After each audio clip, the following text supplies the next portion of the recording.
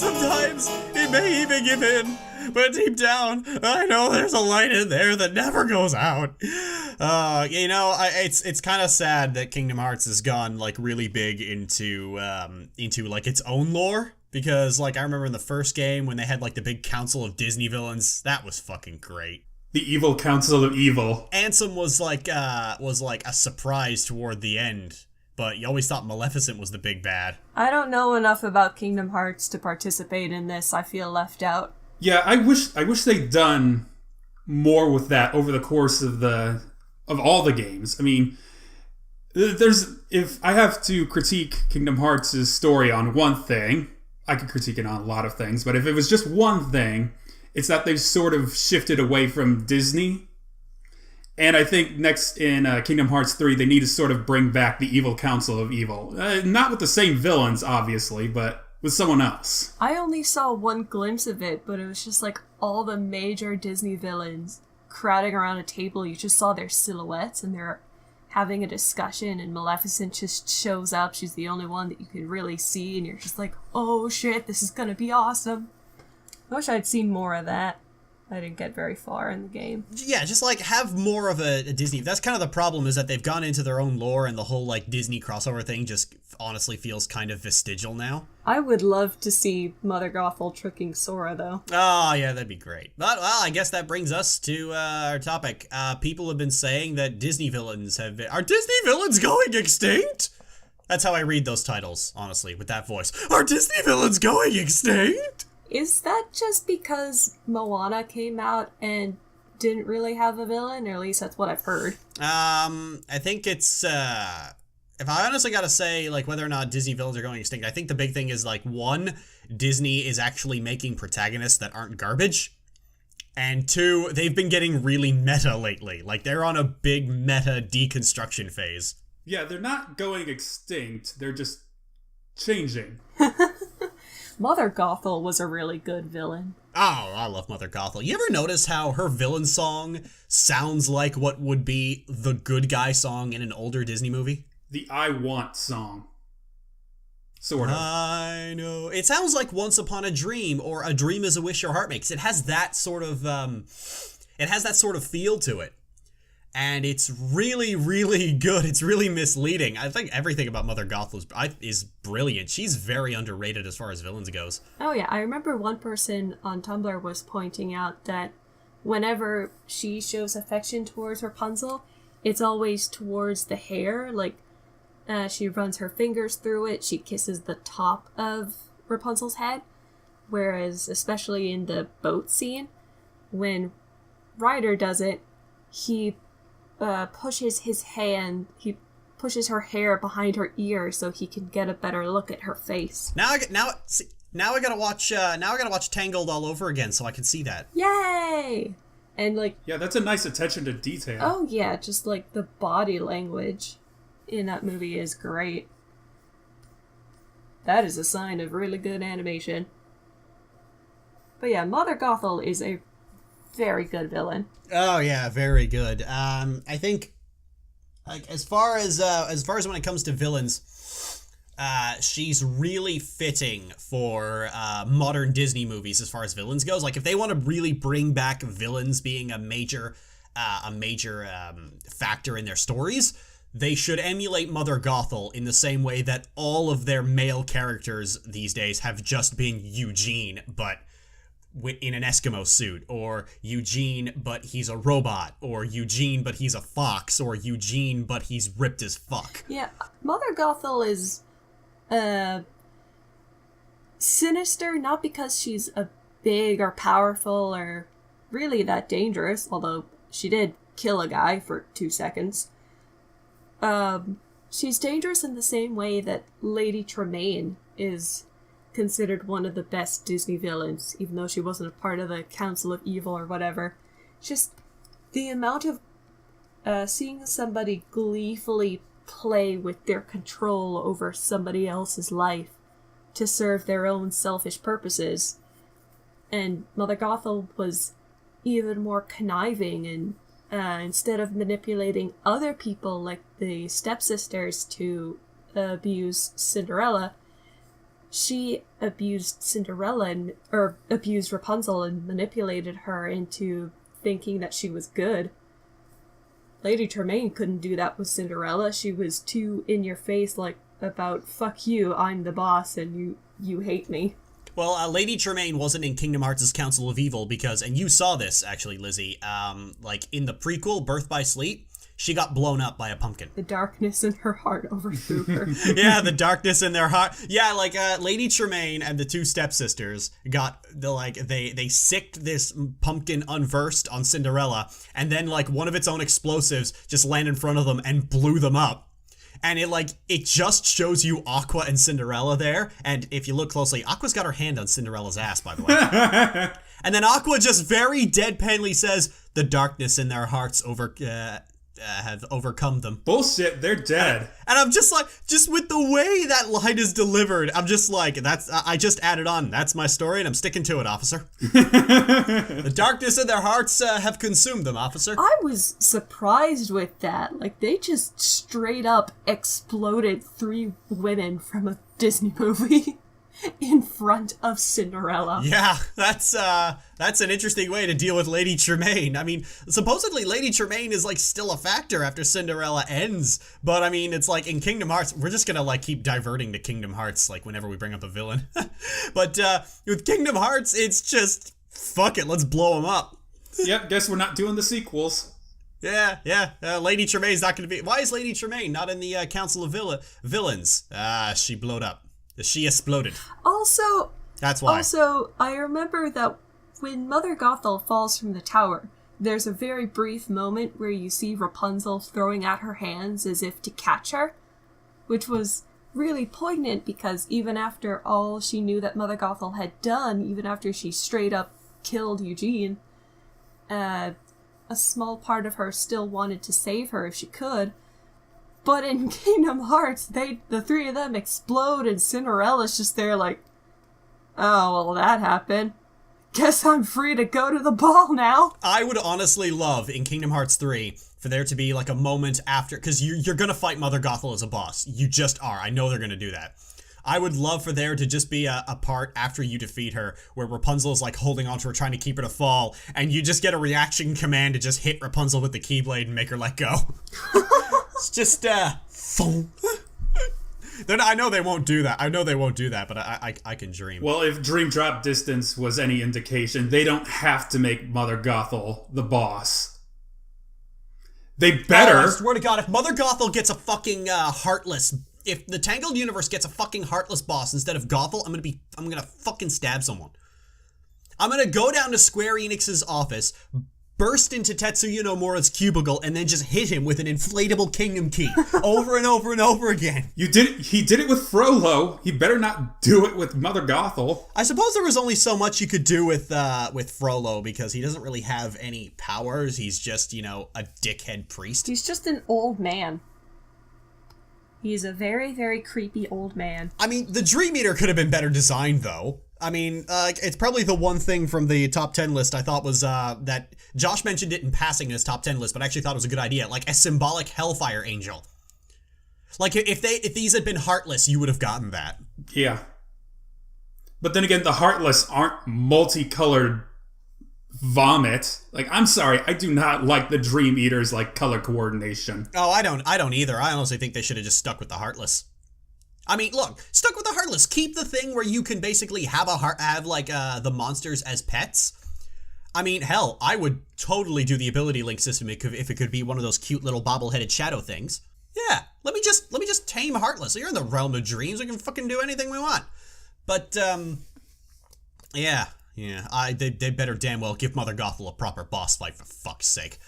I didn't hate Wargoyle, but it's not what I wanted. I hated the fight during the boss rush in the Return to Traverse Town, but other than that, it's fine. Oh, Mother Gothel. Disney villains have come a long way. Honestly, I mean, I think I might be in the minority of people who I really don't like the old Disney villains. Like the Evil Queen and Maleficent. I would be happy if they never showed their face again. Ever. The Evil Queen I can see, but I always really loved Maleficent. I like Maleficent simply because she's so deliciously evil. Like, she revels in it. And I really like that. I mean, it's hammy as hell, but I love it. Which is why she's like honestly, I like seeing her just as much as I like seeing the 13 ghosts of Xehanort. You see, that's the thing about Maleficent, is that she's almost like Star versus the Forces of Evil levels of silly, but she's in a movie that expects you to take her seriously. Like, I can deal with Maleficent in Kingdom Hearts, because that's like ridiculously over-the-top silliness that plays itself straight to amplify that. But in Sleeping Beauty, you're expected to take shit seriously. You're expected to, be worried that Maleficent's stopping the heroes. You're expected to consider her a threat, and I just don't. It doesn't work. It's a villain. It's the wrong kind of villain in the wrong kind of story. I don't know. I thought it was really frightening when Prince Philip comes to meet Aurora at her house, and he gets ambushed, and you see Maleficent leaning in to taunt him. I thought that was really cool. Yeah, I suppose. She has good voice acting. Like, that's the thing. Maleficent has great voice acting, but she just doesn't have very good writing. I think, once again, I'm in the minority where I really liked the new movie. I really liked Angelina Jolie's Maleficent a lot better than the original, just because it was more interesting. She definitely strikes an imposing figure. You can't deny that. I liked the retelling just for the sake of it being a retelling. I like seeing the different perspective. But I don't know. I like both of them pretty equally for different reasons. See, I think one thing I do like is that if you take the animated movie and the live action movie as if they were supposed to go together, it almost looks like they're both propaganda films from different sides of a war. Where in the animated movie, Maleficent is like fucking cartoonishly sick and twisted evil piece of shit. Whereas in Maleficent, the king is a sick and twisted evil piece of shit, and they hang really hard on that scream when Maleficent's wings are cut off. God. And I like that duality. I like the animated movie more when I consider that the idea that both of these movies are like in-universe propaganda films. I regrettably have not seen Maleficent yet, so I can't really give my opinion on that. I mean, I know a lot of people are basically looking at Maleficent like, oh, Maleficent was awesome, don't make her good. They didn't make Maleficent good. That's the thing. They didn't. Maleficent is still the same cackling villain who like tortures a child. They just gave her more humanity. Yeah, they gave her more dimensions. They gave like, okay, why is Maleficent such an evil bitch? Because she was effectively raped by the king. Oh, well, all right, carry on then. Now I'm interested. God, that fucking scream. Ugh. Oh God, imagine if they brought that into Kingdom Hearts. Like they started using the live action stuff for inspiration for the worlds. Oh, how about they just use that audio clip when you kill Maleficent in a fight? Oh God! Somebody would totally mod that in if you asked them. Yeah, if it's possible to mod a PS4 game. I mean, if this was PC, that would be like the first mod someone comes up with, where it's just like replace Maleficent's model with a new model. Actually, you know what? Replacing models would probably be a monumentous task because you'd have to replace so many animations. Most of the mods would just be like replace the Keyblade with, I don't know, a fucking lightsaber. That'd be the first one. But I do think Maleficent was a good presence in Kingdom Hearts. Most of her boss fights are pretty satisfying. Except for that very first one. The very first one? That it's too easy. Like it's not satisfying until you get to the dragon fight. Yeah, and then you fight Dragon Maleficent. It's like, oh, for fuck's sake, why? Why? Yeah, but I mean, until you realize that you could just abuse stop and just keep her stuck there for a while. And I figured this out only a few weeks ago. If you go to Dragon Maleficent and you hit stop and you just keep you freeze her in place and you just keep wailing away at her. And of course, wailing away at her regens your mana. So you can just keep stop, whack, whack, whack, whack, whack, stop, whack, whack, whack, whack, whack, stop, whack, whack, whack, whack, whack.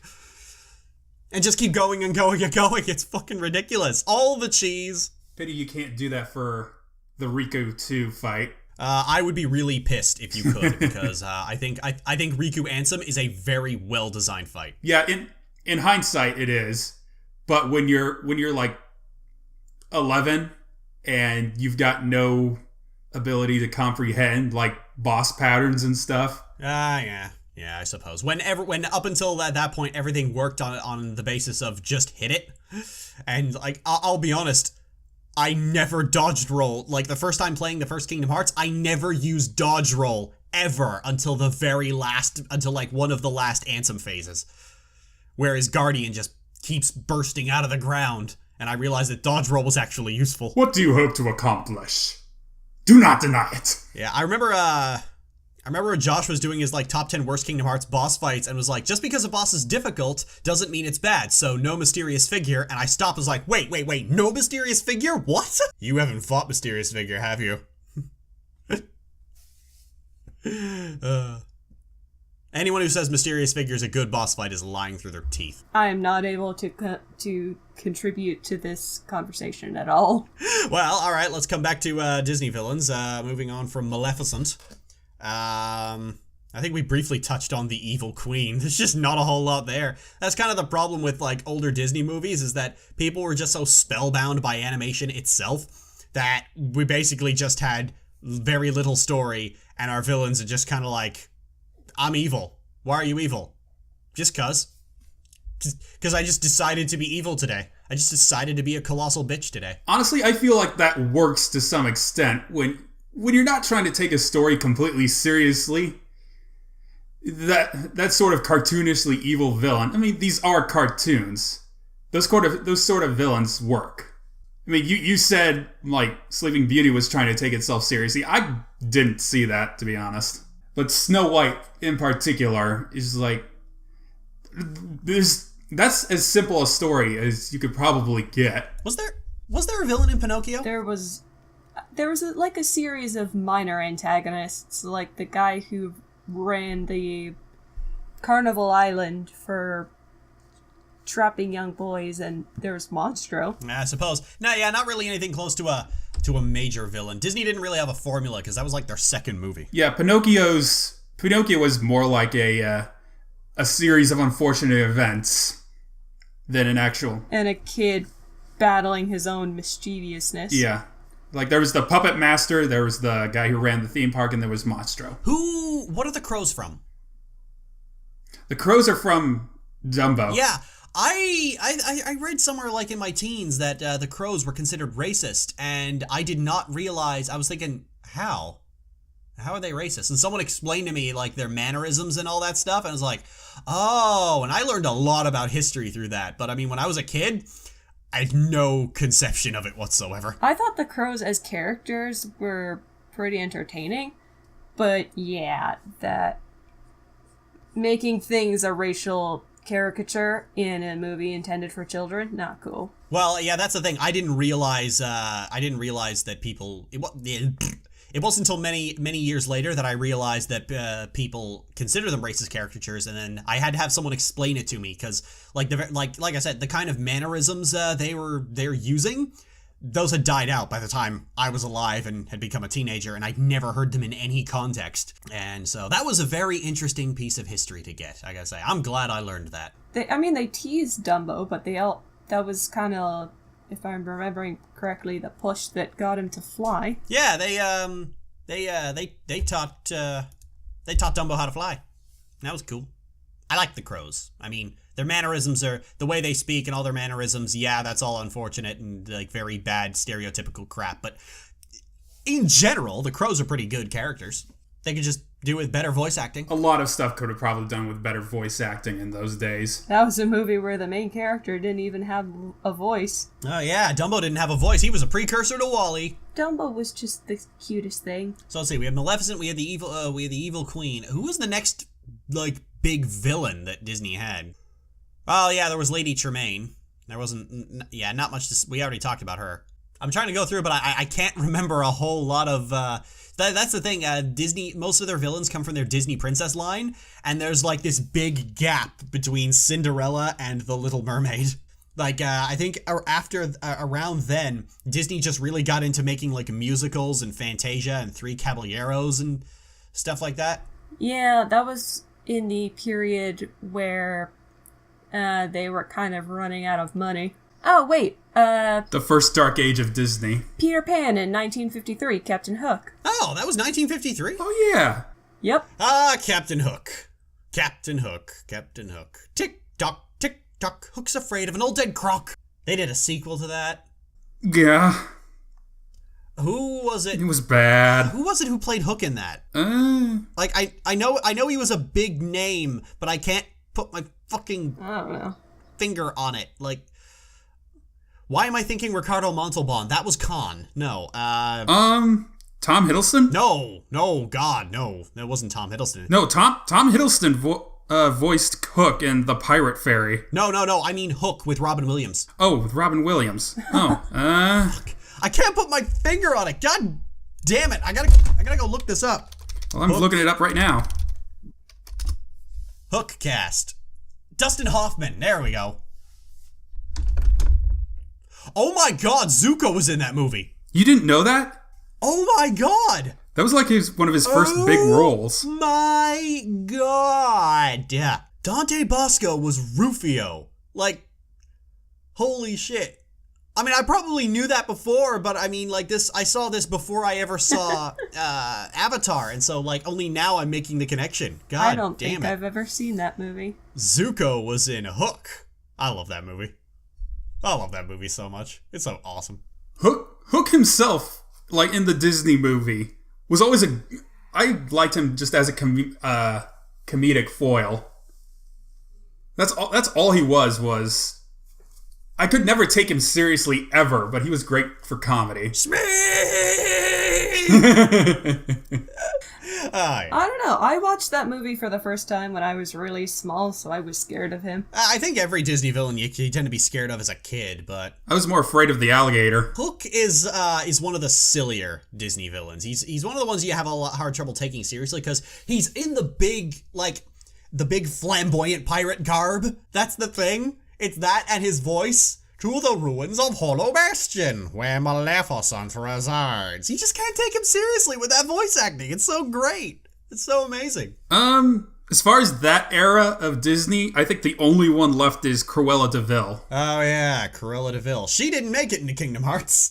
The puppies did. Yeah, the puppies did. They were shoved into chests all over the place, but Cruella de Vil didn't make it into Kingdom Hearts. Oh, of course. And let's not forget who else didn't make it into Kingdom Hearts. Actually got supplanted. No one fights like Zaldin, steals spotlight like Zaldin. No one cheap shots you in your low life like Zaldin.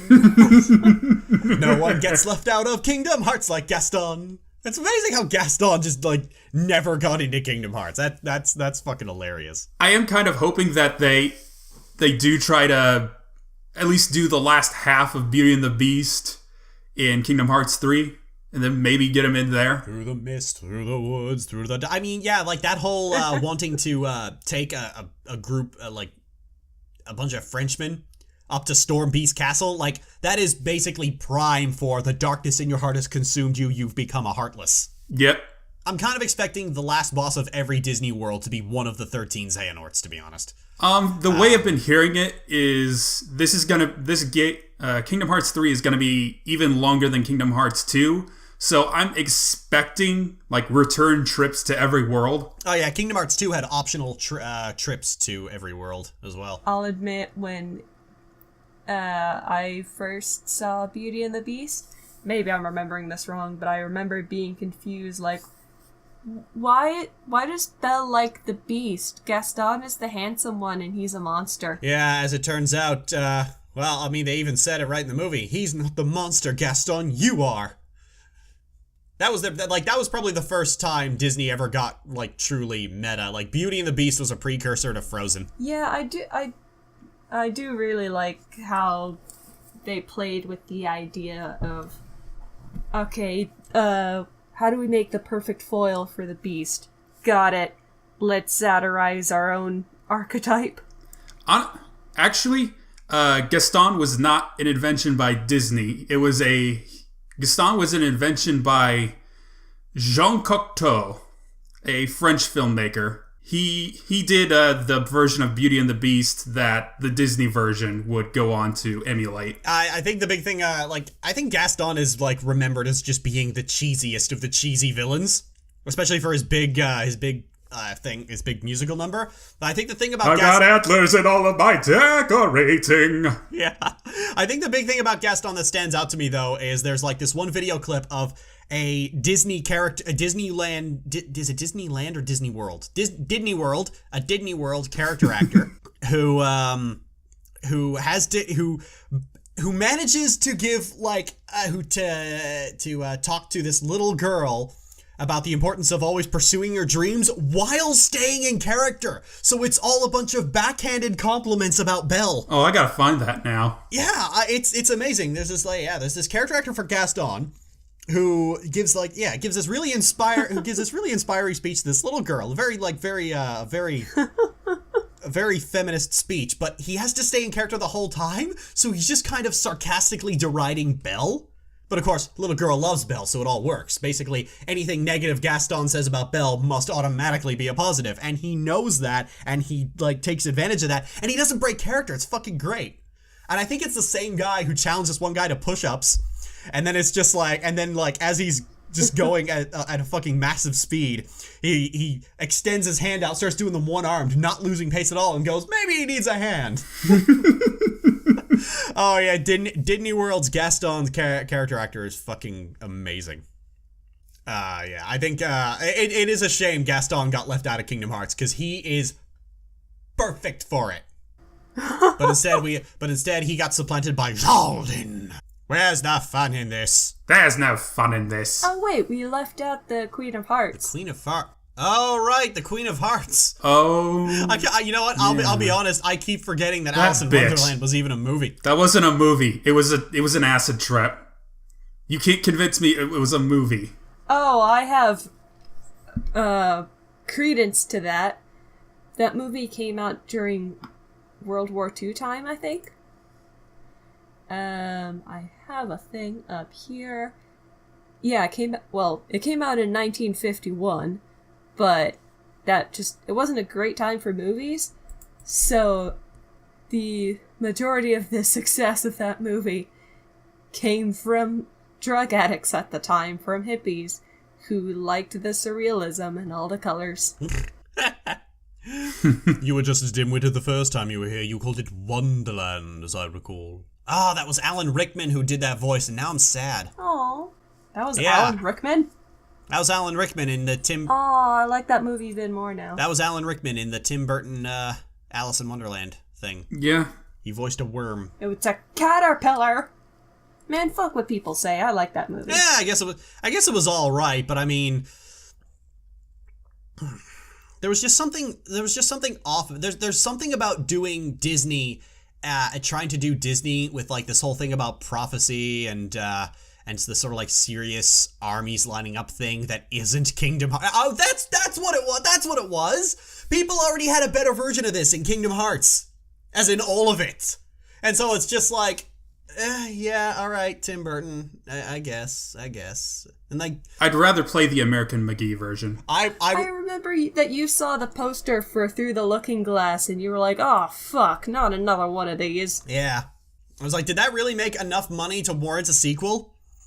Come on, Disney. Why? Well, via Hot Topic, yeah. God damn it, Hot Topic. Hey, don't you talk shit on Hot Topic. I know, but I mean, hey, I love Kingdom Hearts, and sometimes I'll just look at it and go, God damn it, Nomura.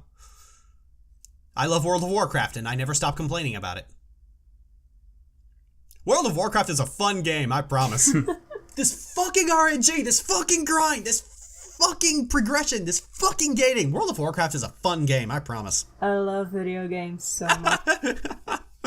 Oh, super butterbuns. Oh, well, I mean, we forgot the Queen of Hearts, which makes sense, but we did forget, we moved right to Gaston, but we forgot someone even bigger, in more ways than one. Ursula?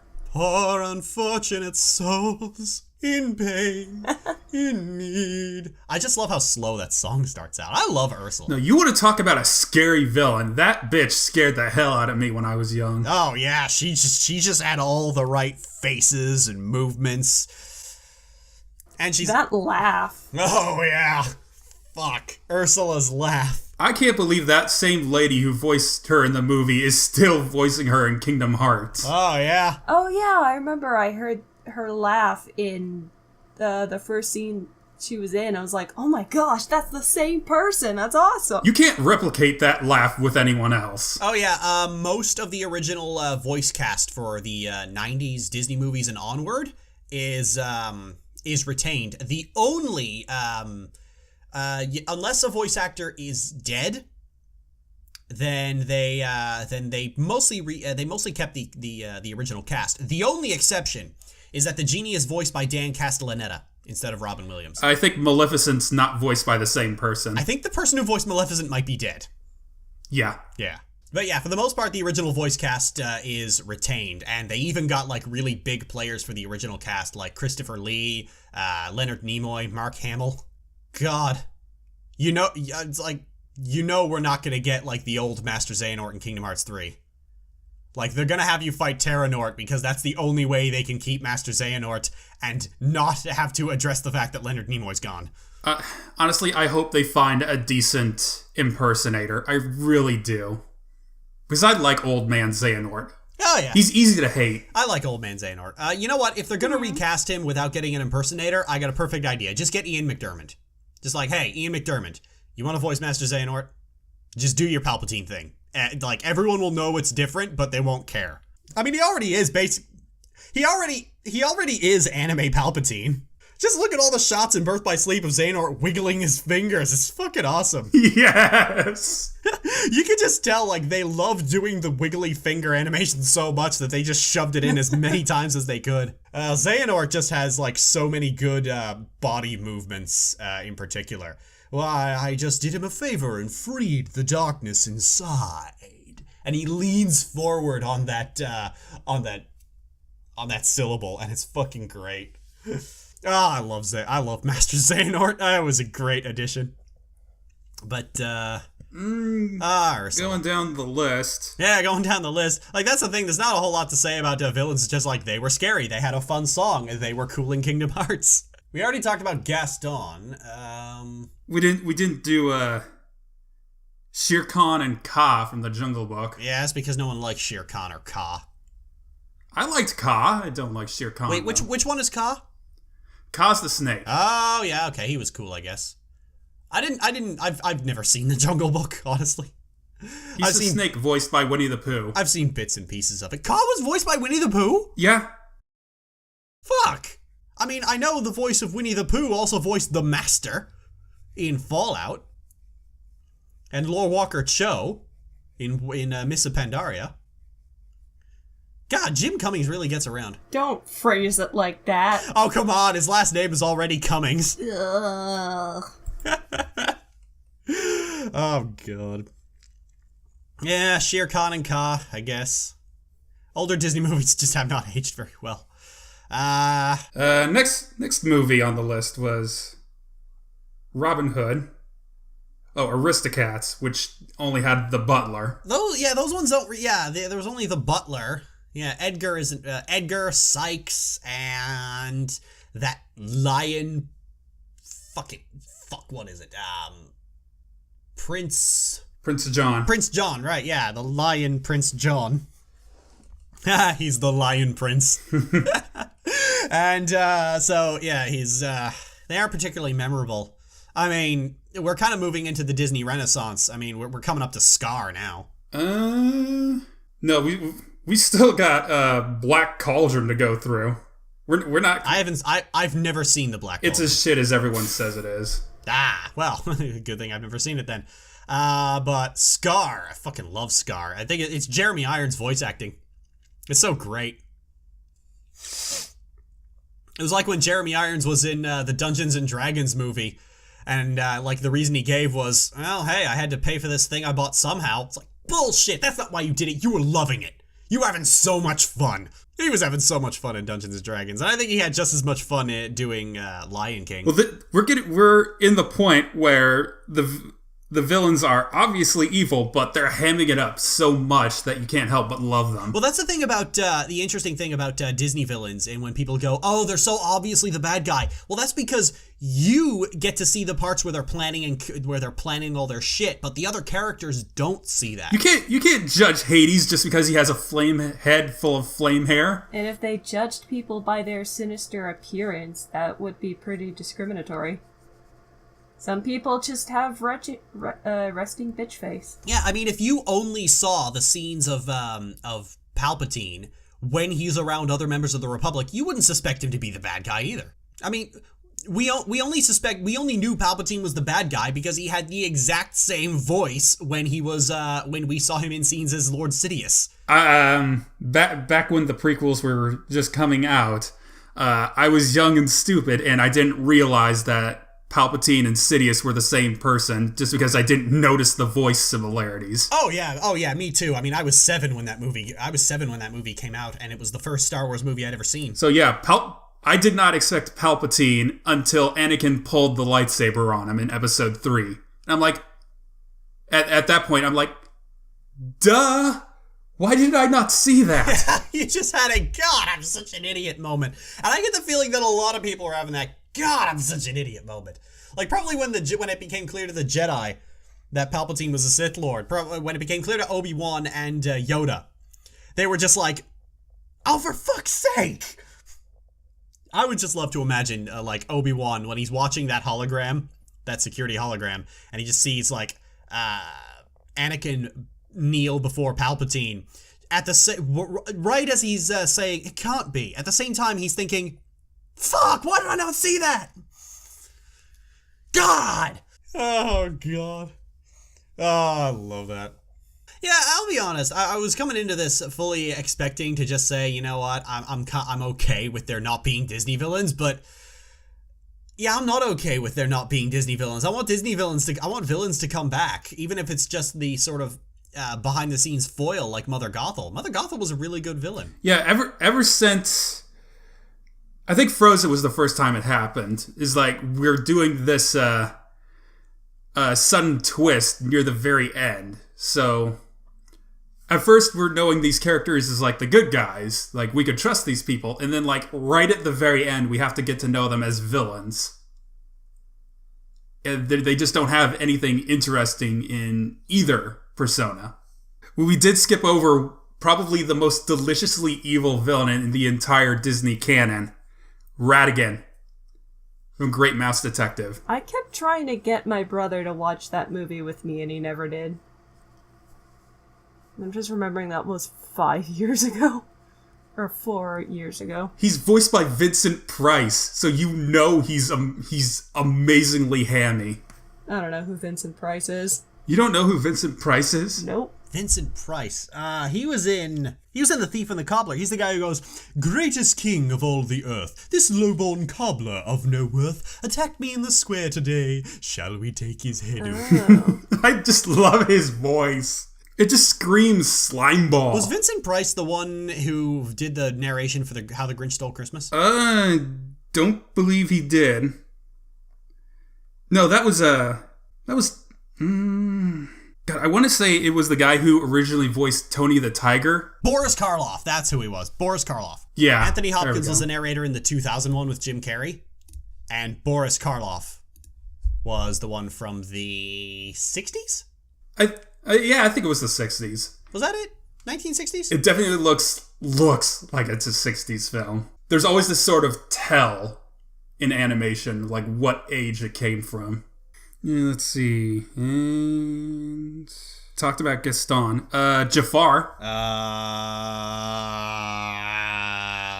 I still haven't seen Aladdin. Aladdin never interested me, honestly. Like that's the weird thing.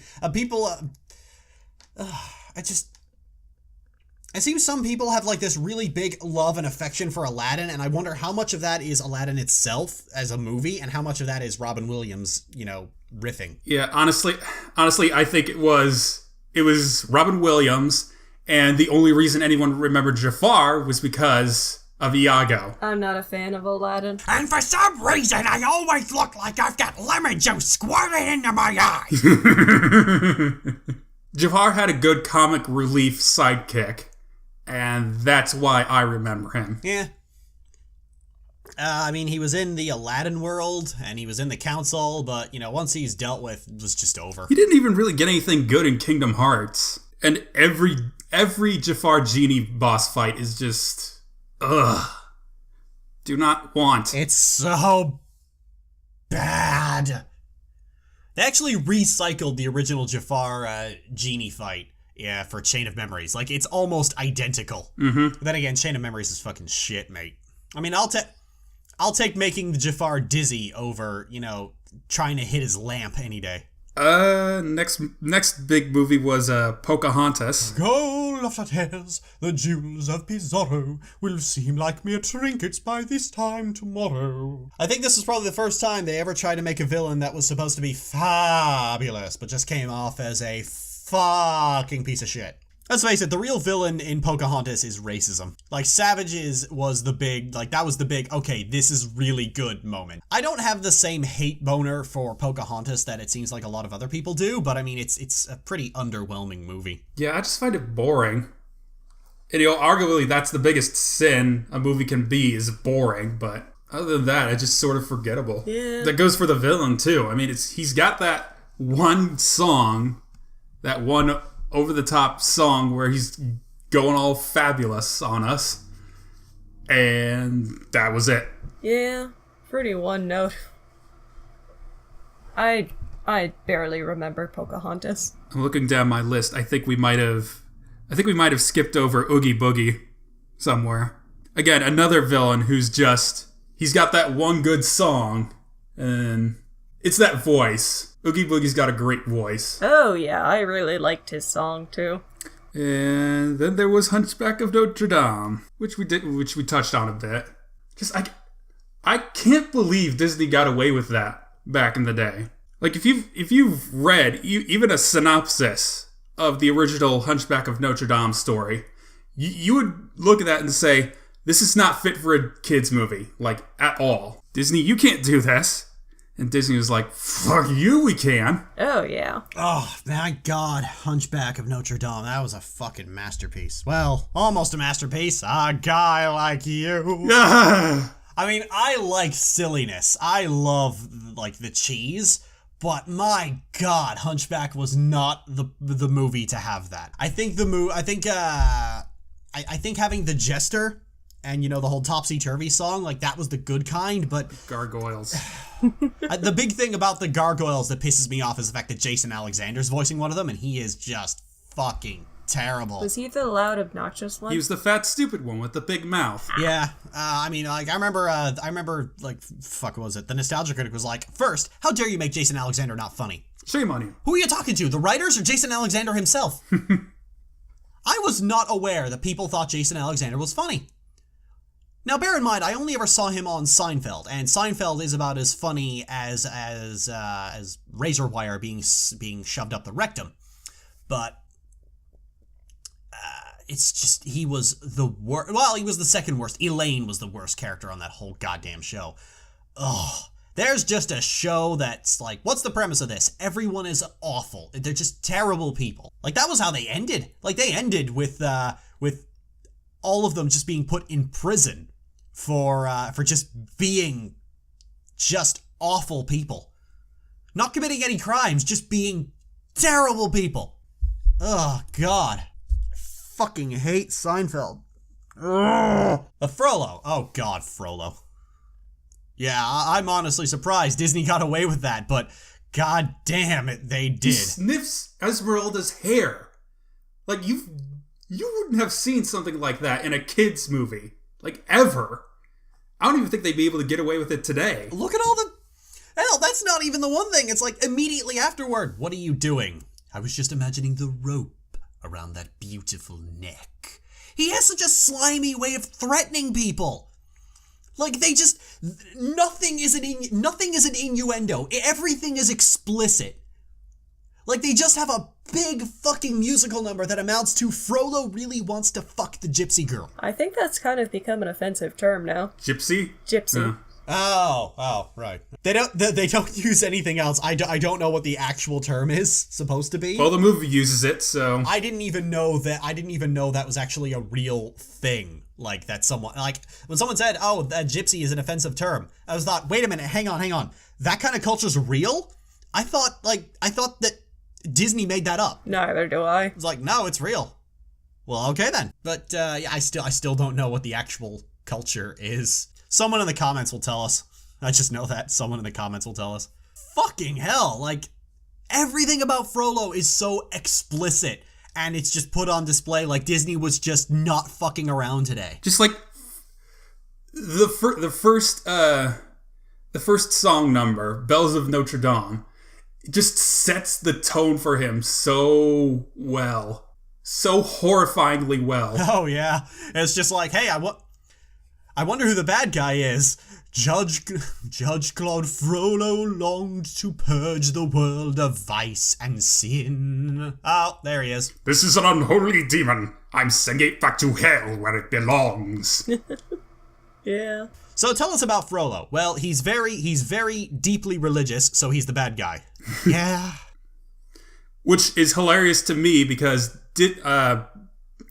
Kaa from the Jungle Book was originally a good guy, but Disney had to make him a bad guy because Christians didn't want kids to think snakes were good guys. Yeah, I like. There's a reason they have the Archdeagle in that movie. Is just to say, yeah, we need to make it clear that Frollo is like a really, really bad at being a Christian. Like he doesn't know how to Jesus properly. Got it. Let's have we'll put the Archdeagle in there. Originally he was a priest. They had to change that. Yeah, they made him a judge, right? And then they have the Archdeagle in there to basically fucking give him, read him the riot act every other minute. You can lie to yourself and your minions. You can claim that you haven't a qualm, but you never can run from nor hide what you've done from the eyes. The very eyes of Notre Dame. God, I love that song so much. I love that entire movie's soundtrack. My God. I don't love the entire soundtrack. Well, aside for the obvious, Hellfire, God Help the Outcast. It's all so good. Why did this movie not do as well as it deserved to? Like, this should be the highest grossing Disney movie ever. Yeah. Like, this should have blown The Lion King out of the fucking water, and it didn't, and that's a tragedy. I think people might have been aware of how dark the original Hunchback of Notre Dame was, and were kind of turned off by that, but at the same time, the title of the movie isn't Hunchback of Notre Dame, it's Disney's Hunchback of Notre Dame. It really should have been clear to people that this isn't going to be... Okay, it's going to be dark, but it's not going to be the darkest thing your kids will ever see. I don't know, maybe it might. Depends. Moving on, we've got Hercules. We've got Hades. Ah, Hades. Fuck. God damn it, James Woods, why are you such an asshole in real life? Hades, Lord of the Dead. We dance, we kiss, we choose, we carry on, we go home after. What do you say, huh? He's like a lawyer. That's the thing. He's a lawyer. Have I told you about the killer Colosseum we have right here in the Underworld? Wow. Hades, Lord of the Dead, how you doing? Yeah, apparently James Woods loves voicing Hades so much that he's, like, you just offer him the role, like, whenever, and he'll say yes almost immediately. So it is a crying shame that he's such an asshole. He was very difficult to animate, apparently, because of how rapid fire he was. Yeah, Hades' biggest, he suffered a lot from being in what was honestly a very mediocre movie. The only time I've heard of him being an asshole was on Family Guy, and I didn't even know that was him playing Hades. I remember a lot of people were saying, Hades has to deal with so much shit, no wonder he's so sarcastic. Like, fellas, Mount Olympus would be that way. And of course, every incarnation of Hades afterwards, not just Disney, they have to make Hades the bad guy now because Disney did it first and did it the best. Hades in the original Greek mythology is the chillest guy, the chillest dude. Oh yeah. But now because he's the Lord of the Dead, he has to be the bad guy no matter what. Yeah, there was no Persephone in that movie. Who's Persephone? His wife. Hades had a wife? Yep. There's two versions of that story. One where he kidnaps her. Well, both versions. He kidnaps her, takes her down to the underworld. She eats some food down there, so she's stuck. And her mother gets her father, who is, of course, Zeus, to try and get her out. But she can never truly leave the underworld, so she's up above the world for half of the year, and then down in the underworld with Hades for half of the year. And that's why they have seasons, because her mother is the goddess of agriculture, so when her, half the time she's able to bring herself to do her work, but the other half of the year she can't. Either it's when her daughter's visiting or when she's missing her daughter, I can't remember which one. So the major differences between the stories, in one, Hades is a dick because he chooses to kidnap Persephone, but in the other version, he's hypnotized by, I think, Aphrodite into doing it, so it's technically not his fault. But yeah, he had a wife, and she was queen of the underworld. Yep, she was a boss, and I think in both incarnations he genuinely loved her. And she's strangely absent in this one. Yeah, that's a damn shame. We wouldn't want to make the bad guy look human by showing he can love. But it would have been so funny to see him getting bullied by his wife. Quibbling like an old married couple. Yeah, that would have been some Lord Rider shit right there. Just so hen-plucked. Oh, God. When he's off by himself, he's in control. He has the power. Nobody fucks with him. Then he goes home and he's all like, yes, dear. He's whipped. Is it really being whipped when you just prefer things that way? I think I recall, in the case of Lord Ryder, somebody asks, it's like, why aren't you Grand Lord? And he's just like, because I don't want to be. Ryder does not want a desk job. He would get restless. No, Ryder would be totally fine with a desk job. In fact, he would very much prefer if nobody ever asked for his help and he could just spend most of his time reading. But he does not want to be Grand Lord. He does not want to be on that throne in Athena's cathedral, and he would rather not go in that building at all. So Megan was just taking one for the team there? I don't know, someone had to. Yeah, if you're gonna trust anybody with that important position, it might as well be your wife. Well, somebody has to somebody has to sit on this throne in this accursed cathedral, not it. Lord Ryder would totally do that Archdeagle speech to Athena. You can lie to yourself and your minions. You can claim that you haven't a qualm. I think that's about it for the good Disney villains. We talked about most of them. We banced about Kingdom Hearts. We banced about the weird fucking the bizarre shit that I write. I think that's about it for Disney villains. Yeah, unless you want to go into the more modern stuff, but yeah, there's not much to talk about. That's kind of why we were talking about Disney villains in the first place. Favorite Disney villain? Mine is obviously Mother Gothel. Mine is Maleficent. I it's a toss-up between Ratigan and Hades, just because I love my Disney villains when they're just so enjoying what they're doing. It's like I thought I'm gonna go with Maleficent too, because she obviously enjoys her job the most. Oh my god! I just thought of the funniest fucking thing. Okay, so in the thumbnail, you're going to be Maleficent, right? Uh-huh. So because you're Lizzie, I'm looking at you. I'm giving you the side eye and smirking, and because Maleficent turns into a Durgan, Zane's also giving you the side eye and smirking. We just got a little thought bubble over both our heads, and mine it just has your head not in costume, and Zane's just has a Durgan silhouette. Yeah, that's another thing. I do like Maleficent's dragon design because it's got purple in it. I love purple. I love purple so much. Purple is just the best. We all have themes of purple. We all have purple in our themes. Purple and black. That's why I suggested, when we were thinking of names for this podcast, the Purple People Eaters.